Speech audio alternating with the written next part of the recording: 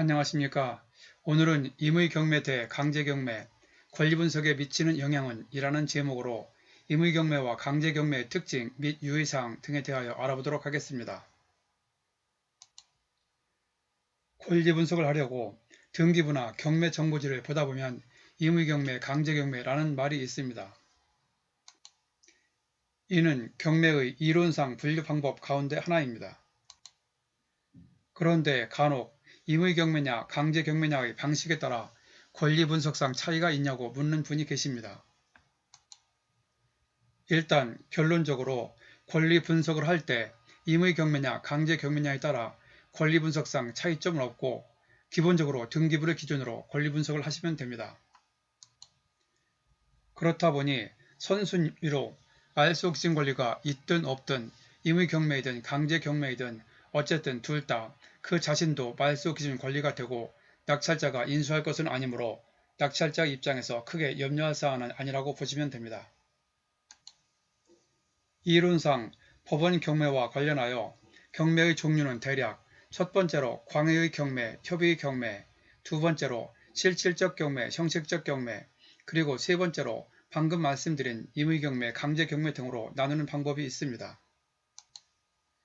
여기에서 앞에서 말씀드린 두 가지 분류 방법은 지극히 이론적인 방법이라 큰 신경을 안 써도 됩니다. 그런데 뒤에 말씀드린 임의경매, 강제경매는 등기부에 기재가 되고 권리분석을 할 때 경매정보지에서도 등기부 내용을 요약한 권리 가운데 어떤 사건이든 눈에 띄므로 입찰자들이 일단 이게 뭐지? 하고 관심이 갈 수밖에 없습니다. 여기에서 좀 더 임의경매, 강제경매에 대하여 특징 등을 간략하고 쉽게 설명을 드리겠습니다. 임의경매는 담보권 실행을 위한 경매라고 하여 채무자가 약속한 날짜에 돈을 갚지 않으면 채권자가 채무자의 부동산을 임의로 처분할 수 있는 권리, 즉 소송을 거치지 않고 바로 경매를 진행해도 좋다고 미리 합의하여 설정된 권리로 근저당권, 저당권, 담보가등기 등이 있지요. 그러나 강제경매는 집행권원에 의한 경매라고 하여 개인 간 돈거래에서 차용증을 썼거나 가압류 등을 했어도 최종적으로 돈을 갚지 않을 때 그 자체로 바로 경매를 신청할 수 없고 차용증 등을 가지고 소송을 거쳐 집행문이 부여된 판결문, 즉 집행권원이 있어야 경매를 신청할 수 있습니다. 이때 임의경매와 강제경매에서 유념하실 차이점은 절차상 송달 문제인데 임의경매는 돈을 안 갚으면 바로 경매가 신청된다는 사실을 이미 알고 있으므로 경매가 개시된 사실이 채무자에게 송달이 안 되어도 절차상 하자가 없습니다. 실무상 은행에서도 담보로 근저당권을 설정할 때 이런 내용을 상세히 설명하고 대출을 해줍니다. 그러나 강제경매는 결석 재판 등을 거치게 되면 채무자는 재판이 있다는 사실조차 모르는 경우가 있으므로 경매가 개시된 경우 반드시 채무자에게 그 사실이 송달되어야 하고 만약 송달이 안 된 상태로 경매가 진행되면 나중에 절차상 하자가 되고 그 흠결로 인하여 경매 자체가 무효가 될 수도 있습니다.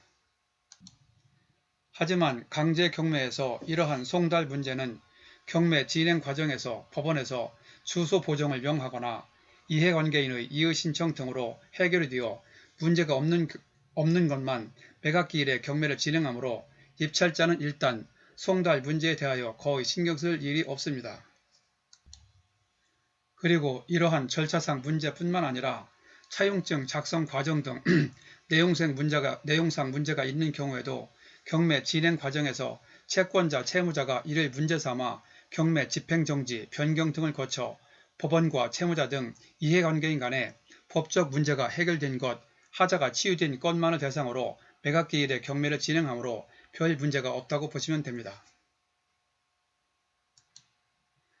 그래서 앞에서 말씀드린 대로 실전 경매에서 권리분석을 할 때 임의경매이든 강제경매이든 구별 실익이 거의 없으므로 큰 의미를 두지 않고 유치권 등 특수물건이 아닌 한 등기부상 권리를 기준으로 권리분석을 하면 된다고 말씀을 드린 것입니다.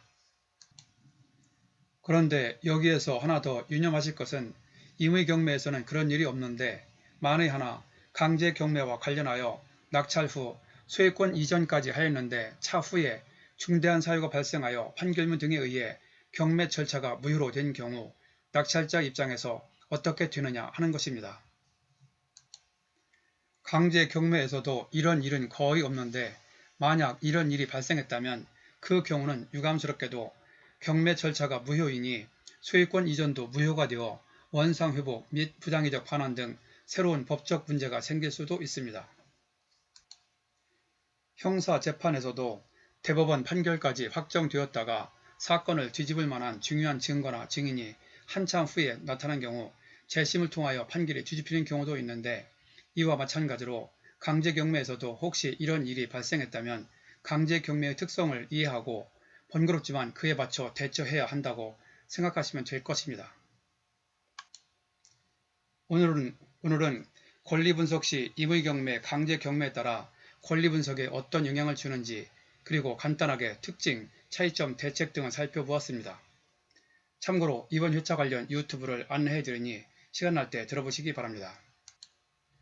전에 올렸던 3회차 유튜브 부동산 경매 왕초보 3초 안에 권리분석 쉽게 끝내는 초핵심 요령에서 아주 간단하게 혼자서도 권리분석을 할 수 있는 핵심 요령을 말씀드렸습니다.